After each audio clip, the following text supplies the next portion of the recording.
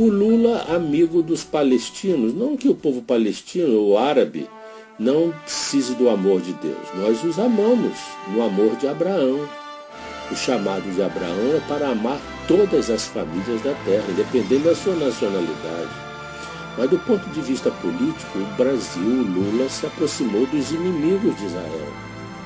Recebeu aqui o Mohamed Ahmadinejad, que vai para a praça pública e diz morte a Israel. Respondeu à carta de Mahmoud Abbas, presidente da Autoridade Palestina, dizendo que está apoiando a divisão da terra de Israel a Jerusalém, nos idos de 1967. Facilitou totalmente a política, né, desse Estado que ainda nem foi criado oficialmente, a Estado da Palestina, no Brasil. A mesma coisa a Dilma fez a mesma coisa, foi para a ONU e declarou isso de peito aberto, dizendo que Jerusalém teria que ser dividida e devolvida ao povo árabe, e por aí vai. Isso só pode trazer ao país prejuízo. A Dilma não aceitou nem o Dani Dayan, me parece, é o chanceler que Netanyahu queria, nomeou para ser o chanceler, o diplomata aqui no Brasil, e tantas outras posturas antagônicas ao povo de Israel. Isso no mundo político. Agora, no mundo espiritual, só pode trazer ao nosso povo desgraça. Porque lá na Torá, lá no Gênesis, Deus diz a Abraão: olha, Abraão, quem abençoar Israel, eu abençoarei. Agora, quem amaldiçoar, eu amaldiçoarei. Isso é lei de Deus, isso é Torá, isso não é revogável. Deus não revoga a sua própria lei. Isso está vigindo, isso está vigorando até o tempo de Jesus voltar. Porque quando Jesus voltar, não vai precisar a nação defender Israel não, porque o próprio rei Jesus será o seu defensor e o seu rei sobre toda a terra. Mas por enquanto as nações têm um compromisso com relação a Israel, e a maioria das nações hoje odeiam Israel.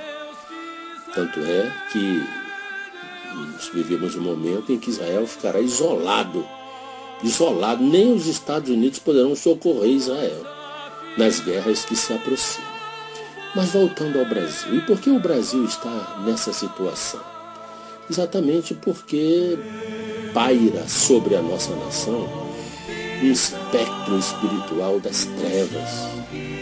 A corrupção não é um fenômeno isolado, se tornou uma endemia. Aliás, a Bíblia fala sobre isso. Eu vi agora um pastor famoso, ir para as redes sociais, dizer que nós não podemos estar nas mãos dos caminhoneiros. Ora, como? Nós não estamos nas mãos dos caminhoneiros. Essa situação que nós estamos vivendo nesse momento é decorrência do lixo político que foi produzido nesse próprio país. Porque hoje, de certa forma, o Brasil é refém do sistema de transporte rodoviário. Nós não somos reféns dos caminhoneiros, nós somos reféns da malha rodoviária brasileira, que sem ela o Brasil para. Onde estão as ferrovias? Onde estão as hidrovias?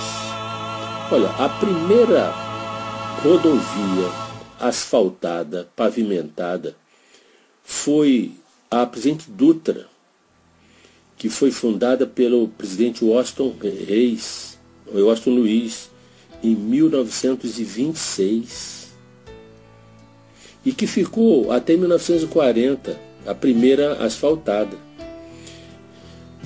Quando o presidente Juscelino assume o poder, nos 5 anos do seu governo, do tempo de 1956 a 61, a Volkswagen, a Ford, a Chevrolet, a GM vieram para o Brasil montar as suas fábricas.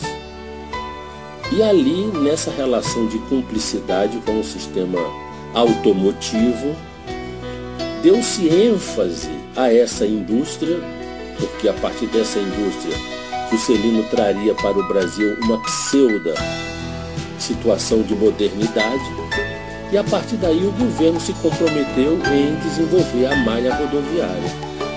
Então, o desenvolvimento do transporte no Brasil foi trabalhado e feito a partir desse interesse das grandes empresas automobilísticas americanas, que ao vir para o Brasil exigiam do governo brasileiro, claro, que fizessem estradas para venderem carros e caminhões e toda a estrutura rodoviária que hoje nós vemos aí no Brasil.